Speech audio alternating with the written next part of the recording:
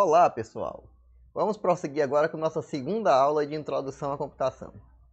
O objetivo dessa aula é a gente conversar, né? O objetivo dessa primeira parte, na verdade, do curso, é que a gente passe a falar uma mesma língua, né? A gente possa conversar sobre aquisição de equipamentos, capacidade de armazenamento, tipo de internet a ser contratada, né? Então, passo a passo, a gente vai conversando sobre esses aspectos práticos de orientações, né? Para que você e eu falemos a mesma língua, né? Para que a gente possa conversar sobre os mesmos assuntos e só então começarmos a programar computadores, né? Então, nos dias de hoje, existe uma tendência forte de adquirirmos computadores, né? Seja na forma de um telefone, né? Que já faz o papel de computador também, né?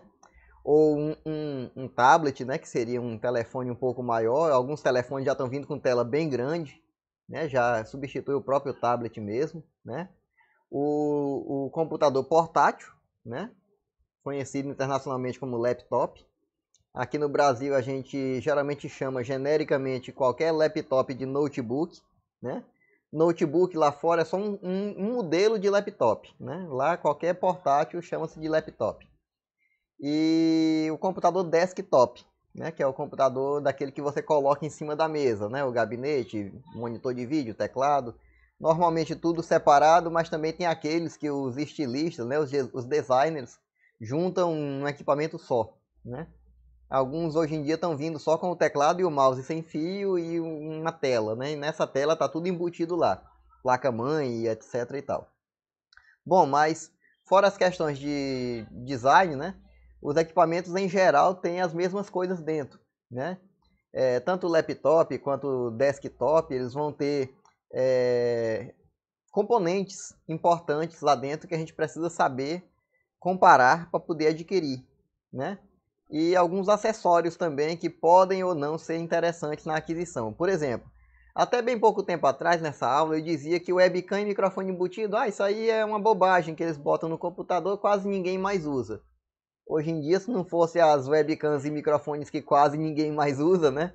A gente não teria equipamentos disponíveis em casa para levarmos a vida adiante no modo remoto, né? No modo do trabalho em casa. Uma outra coisa que realmente está caindo um pouco em desuso é o gravador de mídia ótica, né? Que é o CD, o Blu-ray, o DVD. Até mesmo porque o que alimentava ainda isso para todo computador ainda ter, até bem pouco tempo atrás, era a própria burocracia, né? Que em alguns lugares exigia, documento tal, traga também salvo em PDF num CD gravado. Algumas repartições, alguns órgãos oficiais exigiam esse tipo de cumprimento da burocracia, né? Hoje em dia já se compreende que aquele documento você pode muito bem entrar no site da instituição e fazer um upload, né, daquele documento pela própria internet. Então essa tendência vem tirando também o gravador de CD, o gravador de DVD dos nossos equipamentos, que muita gente usava só para tocar CD de música até queimar, né? Porque acabava queimando realmente porque o computador ele já trabalha com uma certa sobrecarga, ele já aquece um pouco. O aparelho de CD, de DVD que está ali embutido no computador, ele já acompanha esse aquecimento, ele já vai ser usado para entreter você também. Então ele já vai aquecer. Então ele acaba sendo uma peça que tinha uma tendência muito forte de ser a primeira peça a queimar no computador. Então as pessoas diziam, a função do DVD do computador, do CD do computador é só queimar mesmo. Nem sempre. Eu lamentei muito a ausência desse acessório nos equipamentos novos, porque realmente eu achava muito prático, às vezes, salvar alguma aula, algum material de trabalho num CD, que é uma mídia barata, num DVD, né, uma mídia que custa em torno de R$ 1. Eu gravava normalmente para algum colega, para algum conhecido, aquele negócio que eu te prometi, leva aí, que eu não vou mandar por e-mail não, que demora muito a enviar por e-mail, né, quando a internet era um pouco mais lenta também, né. Então eu achava isso muito prático. E hoje em dia eu perdi a praticidade de distribuir esse brinde para alguém conhecido, né? De um CDzinho ali com uma aula gravada ou coisa parecida. Bom, mas o fato é que é uma tendência de mercado, né? Você mandar essas coisas agora via internet. Temos aqui algumas ilustrações de equipamentos, né? Notebooks, ou laptop, né, também conhecido no resto do mundo, desktop.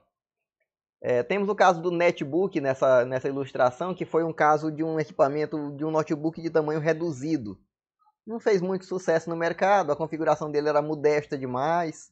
E o fato foi que o próprio mercado disse, ó, joga fora isso aí que não serviu não. Então o próprio laptop hoje em dia já tem a capacidade de você girar a tela e usá-lo como um tablet. Então ele já absorveu a função de tablet. O próprio celular já cresceu a tela, alguns têm tela do tamanho da tela da maioria dos tablets também, recém-lançados agora. E o próprio netbook, que a grande vantagem dele era ser mais leve por não ter gravador de DVD, o próprio laptop hoje já vem sem o gravador de DVD. Então esse aqui foi um equipamento que já desapareceu do mercado, isso aqui é um equipamento que está desaparecendo do mercado, nunca mais foi atualizado, né? Ele está bem defasado, os que ainda tem para vender no mercado. E o desktop ainda sobrevive, ainda está, digamos assim, na UTI do mercado, porque tem muita loja que usa esse tipo de equipamento ainda, tem muita realmente empresa comercial, nossa universidade mesmo usa bastante desktops, né? E se dependesse da minha preferência mesmo, eu gostaria ainda de voltar a usar um desktop na minha casa, eu pretendo voltar a usar. Porque é um equipamento muito melhor da gente dar manutenção, da gente expandir, né? Comprando acessórios novos, né? E até mesmo instalando acessórios mais antigos, aproveitando algum equipamento mais antigo que a gente tem em casa, algum acessório, que acaba servindo também nesse tipo de computador. É mais difícil de aproveitar no caso do laptop. Mas se bem que tudo que eu faço no meu laptop, eu também faço no meu desktop. Fazia, né, quando tinha. O meu último desktop veio a pifar no início desse ano. O fato é que em um passado bem recente, né, o netbook foi bastante procurado no mercado por ser um notebook sem DVD. Hoje em dia todo notebook é sem DVD, então consequentemente é tão leve quanto. Aí aquelas telinhas de 7 a 10 polegadas perderam a razão de ser, porque qualquer notebook tem 15 polegadas, 17 polegadas de tela. É muito mais confortável de trabalhar do que 7 polegadas que os primeiros netbooks tinham. Então, sumiram do mercado. O tablet, por um motivo dessa tendência aqui do laptop conseguir girar a tela, né, os mais caros já fazem isso, tablet também já está caindo fora do mercado. Porque aqui o mesmo notebook que você tem, com todo o poder de processamento que ele possa ter, ele será também seu tablet. Basta girar a tela e passar o dedo na tela que ele vai entender tudo que você quer fazer ali no modo tablet. O próprio Windows 10 detecta que o equipamento teve a tela girada e passa a assumir o modo tablet e se comporta como tablet, né? Então isso facilita demais quando você tem esse tipo mais avançado de laptop, né? De ultrabooks, que a tela gira, né? Para você poder usar como tablet. E o que é que tem dentro desses equipamentos todos? No meu celular, no meu tablet, no meu laptop, do meu computador de mesa, tem algumas peças, pessoal, que são comuns a todos eles e que é bom de conhecer para poder saber comparar. A primeira e mais importante delas é o processador, que seria o cérebro e coração numa peça só, né? Se for comparar com um corpo vivo, né? De um animal. E o processador, ele faz o ritmo do trabalho da coisa, né? Hoje em dia, é praticamente a diferença. Você só olhando para a carcaça do computador, você diz, esse é bonitinho, esse é feinho. Esse é da marca que eu gosto, esse é da marca que eu não gosto. Esse eu posso dividir e parcelar e eu posso pagar a prestação. E esse é tão caro que eu não posso pagar a prestação. Mas você raramente para dizer assim, vem cá, mas o que é que tem dentro desse, dentro daquele? De repente, aquele que você não pode nem pagar por ele de tão caro, dentro dele tem peças com menos capacidade do que aquele baratinho que você vai acabar comprando. Não, hoje em dia acontece esse tipo de coisa. Nem sempre o altamente caro tem aquela configuração que é dos sonhos, né? Então é bom você saber, é bom você se informar qual é o processador que está na vez aí no mercado, né? Qual é a família, qual é a geração, né? Por exemplo, a família Core, nos últimos 10 anos, a empresa Intel, que é um dos grandes fabricantes de processador, né? Que tem como concorrente a empresa chamada AMD, são duas empresas norte-americanas, que produzem praticamente 90 e tantos por cento dos processadores que se usam no mundo. A Intel trabalha com a família que ela nomeia de Core. Core i3, i5 e i7, a princípio. Recentemente lançou o Core i9, que são 4 modelos agora da família Core. Só que a cada 2 anos, alguma coisa parecida com isso, 1 ano e meio, 2 anos, ela lança uma nova geração da família Core. Atualmente estamos na 10ª geração, né? Se não me engano, já está com uns 12, mais ou menos 12 anos que surgiu o primeiro processador da família Core, né? E essa 10ª geração é a mais atual. Então, se você encontrar um selinho no computador que você está pesquisando aí o preço, que ele é Core i3 10ª geração, provavelmente ele vai ser superior a, por exemplo, um i5 de 7ª geração que o concorrente está vendendo até mais caro, né? Apesar de ser i3, né? E aí por aí você vai. Na internet tem várias reportagens, vários reviews, como a gente chama internacionalmente, de pessoas que são da área de engenharia, das pessoas que são da área de computação, que fazem esses testes e escrevem matérias comparando o que é que o i3 de 10ª geração é superior ao i3 de 9ª, né? No que ele ganha em relação a um i5 de 7ª geração e por aí vai. Porque às vezes você tem 3 ou 4 gerações na mesma loja, no mesmo balcão, e você não sabe, você geralmente compara só o preço, né? É bom comparar o preço, sim. É bom você optar por aquela marca que você já tem uma certa confiança, né? Que você já conhece. Mas é bom também você verificar a geração, né? Obviamente que quanto mais nova a geração que você puder comprar, mais tempo você vai passar com uma máquina atual, né? Porque aquela máquina de 10ª geração que acabou de chegar no mercado, ela vai demorar mais a sair do mercado. Ao passo que a de 8ª geração, ela já não é mais fabricada. Ela está só ali, o fabricante está só aproveitando o estoque antigo de processadores, lançando aqueles notebooks ali.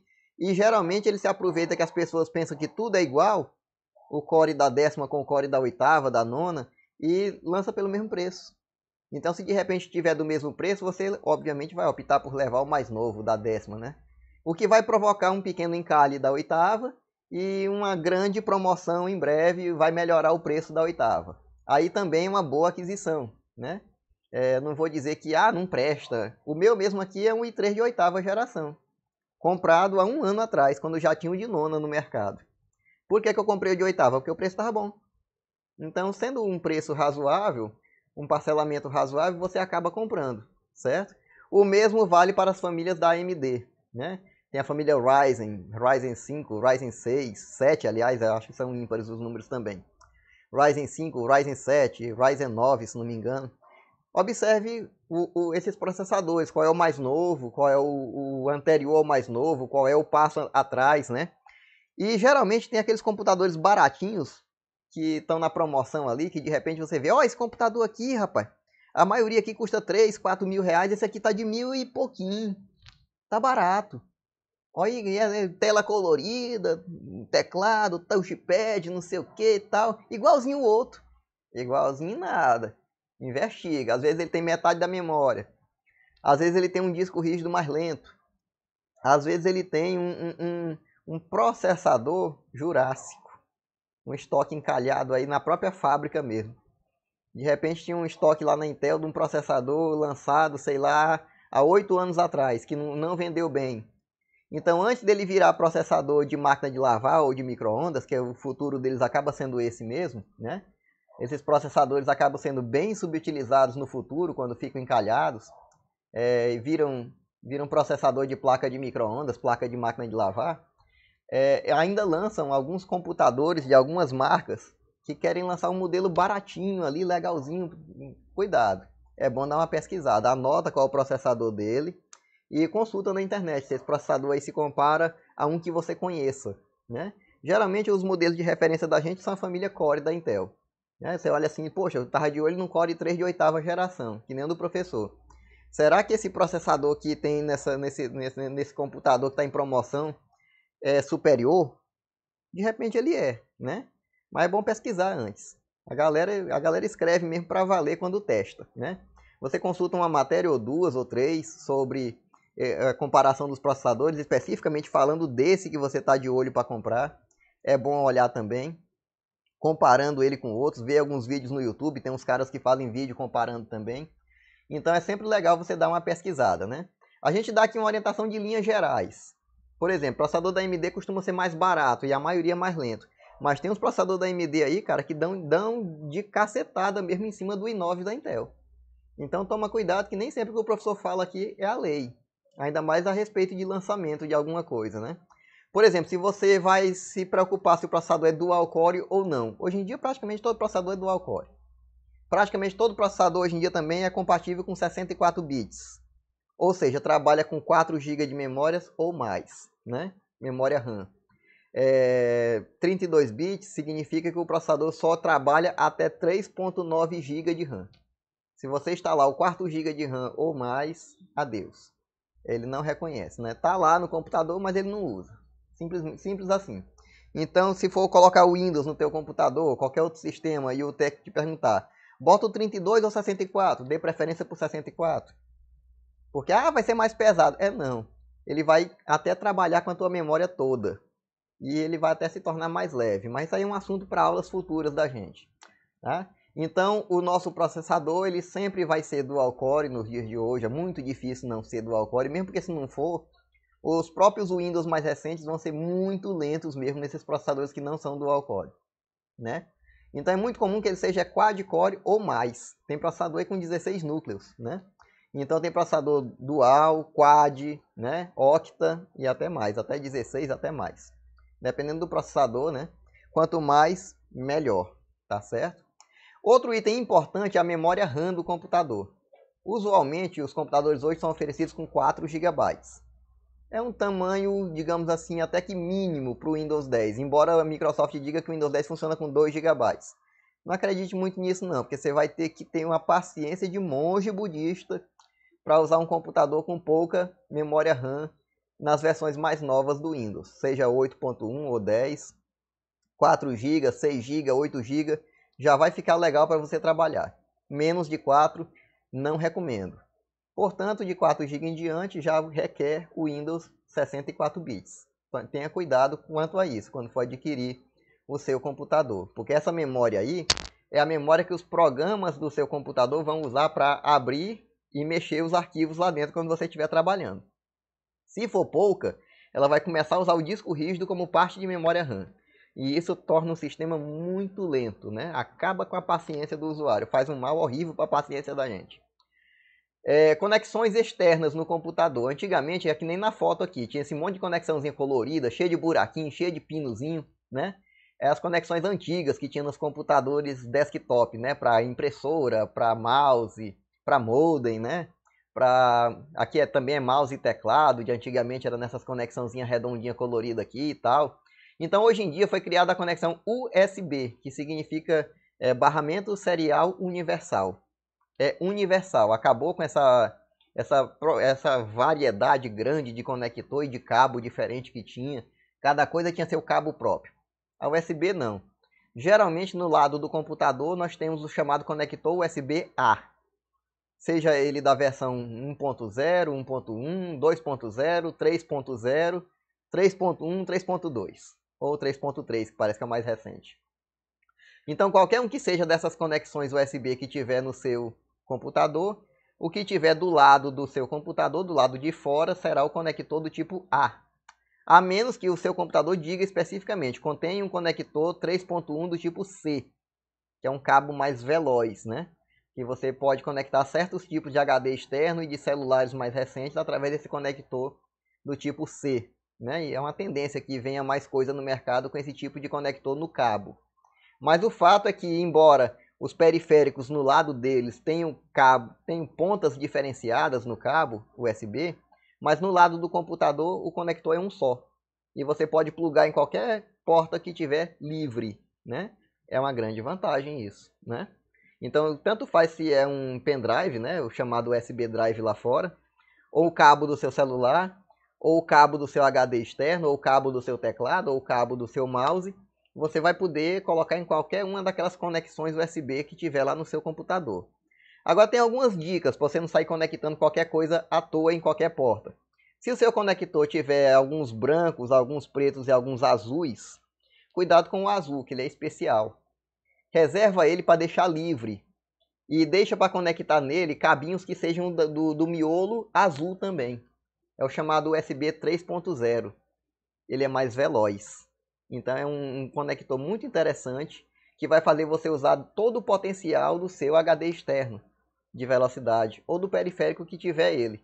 Se o periférico tiver um conector com miolinho azul, significa que você deve dar preferência a uma porta USB do seu computador que tenha também o centro azul.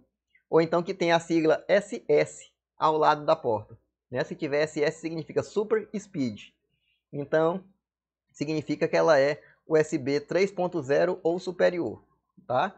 Então, nós temos aqui uma tabelinha dando uma ideia de velocidade de cada porta, de cada versão da USB. Hoje em dia, os periféricos da gente estão na versão 2, a grande maioria. As portinhas pretas e brancas são 2.0. E as portinhas que são azuis ou que tenham SS do lado são as 3.0. E aquelas que têm um miolinho meio diferente, geralmente o conector tipo C, chamado pelo mercado, são do tipo 3.1 ou 3.2, que são essas mais velozes aqui. Mas a voltagem dela é até diferente. Então, geralmente, você não liga qualquer coisa nela. É por isso que o conector também é diferente. Para evitar que você ligue qualquer coisa e essa qualquer coisa queime.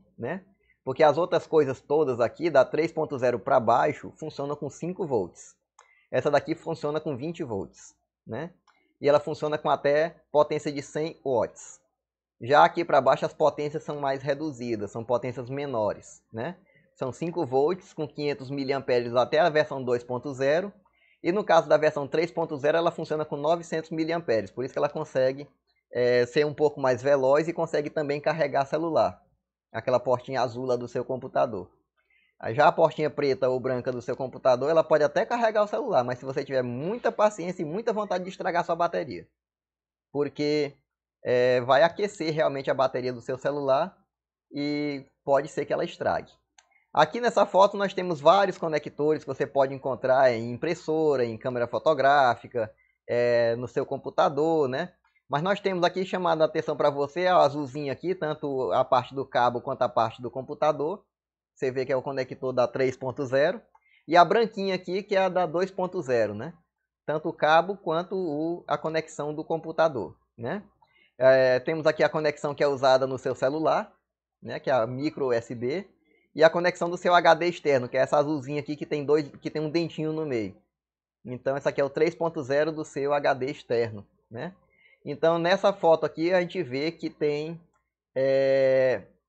os conectores USB que são utilizados atualmente.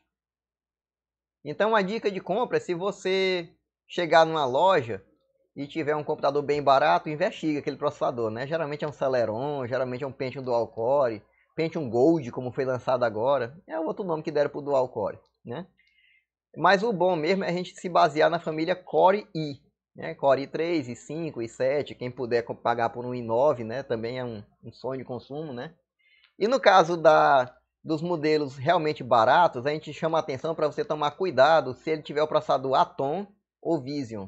O Atom da Intel ou o Vision da AMD são processadores bem lentinhos e problemáticos. Alguns deles chegam a ter problemas até para abrir vídeo no YouTube. Então veja que é complicado você adquirir um computador tão barato que vai até servir para você estudar em PDF ali da aula, que você vai abrir o nosso Falcon para programar ali na linguagem C, bacana, funciona de bem, de boa. Eu já testei alguns computadores com esses processadores, mas realmente abrir o vídeo do meu canal mesmo no YouTube num computador desse é um desafio. O pobre do computador morre, Trava mesmo. Então é o barato que vai torrar sua paciência. Muito cuidado. Eu estou já dizendo que no mercado você pode encontrar esses dois processadores, mas de repente pode ter mais um ou mais outro no mercado aí, que eu não estou citando o nome aqui, que é da mesma qualidade, Da mesma fraqueza, digamos assim. É bom você dar uma pesquisadinha, tá certo? Quanto ao armazenamento lá do computador, o armazenamento é feito em disco rígido, tá? Geralmente está entre 300 GB e 1,5 TB. A maioria fica em torno de 1 TB hoje em dia. Mas se o fabricante te oferecer uma peça chamada SSD, é uma ótima opção, tá? Geralmente no lugar de um disco de 1 TB, o pessoal coloca um SSD de 200 GB, 240. Já cabe tudo o que você precisa. E a velocidade, meu amigo, minha amiga, é 10, 15 vezes mais rápido do que o disco rígido. O tal do Windows 10, que demora um absurdo só para iniciar o computador, mesmo que ele tenha 8 GB de RAM, quando você bota ele no SSD, ele fica um doce. Liga como se fosse aquele antigo Windows 95 num computador que era lançamento na época. Né? Bem levezinho, carrega tudo de boa. Vídeo na internet e tudo mais costuma fluir muito bem. É claro que naquele processadorzinho que eu falei que é muito fraco, como depende do processador também, o desenhar de cada quadro do vídeo, né? Complica se você trocar só o SSD do equipamento. Mas se a tua preocupação for o acesso a arquivos, o SSD é bem mais rápido, é bem mais veloz do que o chamado HD. HD vem da sigla Hard Disk, né? Disco rígido, que a gente chama aqui no Brasil. Ele é um disco, né? Ele mecanicamente gira. Se você der uma queda no seu notebook, você quebra ele, né? Já o SSD não, ele é um Solid State Drive. Quer dizer, ele é um drive de estado sólido, é um drive feito em chip, como a gente diria no Brasil. Então, para você conseguir numa queda quebrar um SSD, você tem que dar uma queda que quebre o chip do computador, né? Você vai quebrar o SSD e outro chip que tiver dentro, memória, processador, você vai quebrar o computador todo. Foi uma baita de uma queda, né? Mas geralmente qualquer tombozinho que teu computador leva, o disco rígido é o primeiro que pifa. Né? Isso aí é histórico, muita gente sabe de uma história de um vizinho, de um parente, ou até mesmo a própria pessoa já deu uma quedinha no notebook e já perdeu o disco rígido. Se você, por acaso, estiver passando por esse azar de ter um disco rígido pifado por uma queda ou coisa parecida, até mesmo no computador de mesa eu recomendo essa pecinha aqui. Tem para computador de mesa também, desktop, SSD. Vale muito a pena, rapaz. É um computador que vai ficar com outra vida quando você colocar essa peça. Estou ganhando nada de nenhum fabricante, até mesmo porque tem centenas de fabricantes de SSD no mercado. Geralmente, os que eu conheço mais e que eu confio para comprar para mim, para parentes meus, são aqueles que fabricam também pendrive. Né? Ah, o pendrive desse cara é bom, então eu vou comprar o SSD dele também. Geralmente vale a pena e eu não tenho errado quanto a isso não, graças a Deus. Já a memória RAM, quando você for comprar o computador, né, geralmente vão te oferecer 4 GB, 8 GB, quanto mais, melhor. E procure se informar se aquele computador também aceita que você compre mais RAM depois. Porque de repente você paga a última prestação do computador, ele está legalzinho ainda, está operando bem, o SSD dele está deixando ele ligeirinho, né? Ficou aquela máquina mesmo que para ficar igualzinho aquele do teu colega que acabou de comprar um novinho zerado, só se você trocasse com o seu colega. Não. De repente você acrescenta um pouco mais de memória RAM e teu computador vai ficar até melhor do que o do teu colega que acabou de comprar. Então, tem esses segredos na computação que às vezes vale a pena você estar por dentro de uma dica de compra. Outra coisa importantíssima, pessoal, que a gente vai usar no meio acadêmico, no nosso computador, é o tipo de saída de vídeo que tem no nosso portátil, no nosso laptop, né? Geralmente os mais antigos vão ter essa saídazinha azul cheia de furinhos aqui, que é a chamada saída VGA. Mas os mais atuais não tem mais ela. Ele já tem essa pretinha aqui chamada HDMI. E de um modo intermediário, por um curto período de tempo, nós tivemos a saída DVI, que foi essa daqui, que é comum em computador de mesa, em monitor de computador de mesa também. Mas o fato é que a maioria dos aparelhos de projetor da universidade, que você em um determinado momento essa pandemia acaba, você vai levar seu portátil para a universidade para apresentar um seminário, por exemplo, né?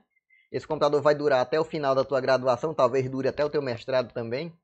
Então, de repente, você vai precisar apresentar um seminário. E lá na universidade, os projetores são um pouco mais antigos. Eles trabalham a maioria ainda com esse cabinho aqui, o VGA.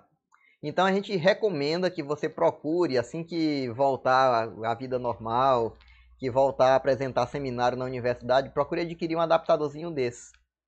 Já que a saída de vídeo do seu computador vai ser HDMI e o projetor, a maioria dos projetores da universidade vão ter saída VGA. Vão ter o cabinho VGA lá para você ligar. Então você vai precisar de um adaptador desse para poder transformar HDMI para ligar no projetor da universidade para você poder apresentar o seu seminário, tá certo? Se o projetor estiver numa sala mais moderna, se ele for um pouco mais moderno, alguns já tem esse cabo HDMI aqui direto. Aí você não usa esse adaptador no seu notebook. Mas adquirir isso aqui não vai levar ninguém à falência. É um equipamento que nas lojas de informática e até mesmo naquelas casas de eletrônica que tem ali na Praça do Liceu custa 70, 80 reais, às vezes até divide no cartão. E dá para você comprar de boa um equipamento desse preço aí, pelo preço aí de uma cerveja com batata frita que você come no final de semana. Você consegue comprar um adaptadorzinho desse para carregar na sua mochila e não perder aquele pontinho importante quando tiver um seminário para apresentar, né? Então esse tipo de dica aqui também é interessante para você comprar. Quanto à marca, a gente não vai citar nenhuma marca aqui. A gente não ganha para fazer propaganda para ninguém. É bom você se informar com as pessoas. Qual foi a marca que tu sempre usou e nunca deu problema? Ou aquela marca que, se por acaso tiver pifado, a assistência técnica dela atende direitinho. Porque tem umas marcas aí que... de tudo na vida, né? De carro, de computador, de tudo enquanto, de eletrodoméstico, que tem uma excelente fama de mercado e quase nunca quebra, mas se você tiver o azar de comprar um que quebre, a assistência é uma porcaria, né? Então, você procura se informar, tem sites na universidade que informam isso, né? Tem aquele site lá, Reclame Aqui, que você pode dar uma olhadinha nele. Tem vários sites dessa categoria do Reclame Aqui, né?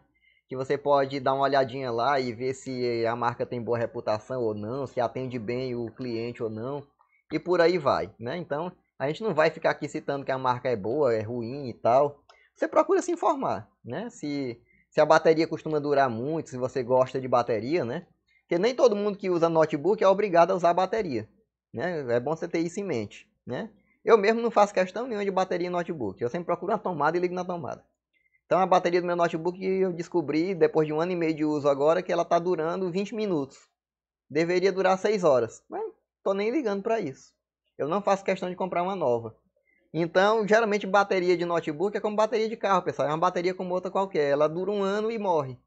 Então, você querer um notebook de 5 anos de uso com bateria boa, dura 2 horas ainda.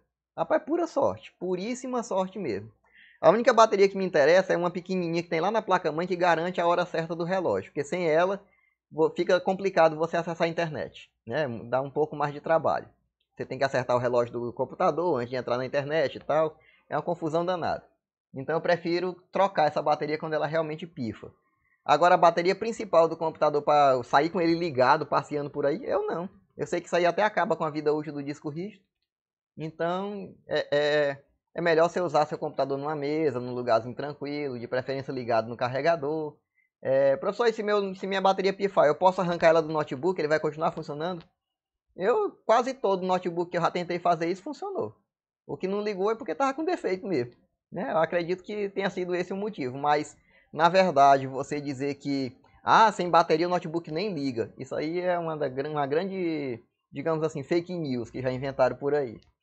Todo notebook que eu já tentei ligar sem bateria ligou, no carregador direto, né? Às vezes não liga porque o carregador é que está com defeito. Às vezes não é original, não está na voltagem correta, não está na potência correta, né? Que tem a voltagem, tem a potência, né? Você tem que respeitar tudo isso para poder o equipamento ligar. Tem equipamento que tem um monte de acessório instalado lá dentro, um monte de memória e tal, e o carregador é fraco. Você está usando um carregador genérico porque perdeu o original, e quando a bateria pifa, realmente o carregador não dá conta de dar partida no computador. Procure usar o carregador original, acaba dando certo, né? E no mais, é basicamente isso, pessoal. É você se informar. Na nossa reunião a gente pode detalhar mais essa conversa com vocês, tirar alguma dúvida e aguarde o nosso próximo vídeo. Estamos agradecendo a sua audiência e vamos continuar. Quem tiver dúvidas, me procure via os nossos canais de comunicação, siga, e-mail, procure participar da nossa reunião no horário da aula e muito obrigado por ter assistido mais um vídeo.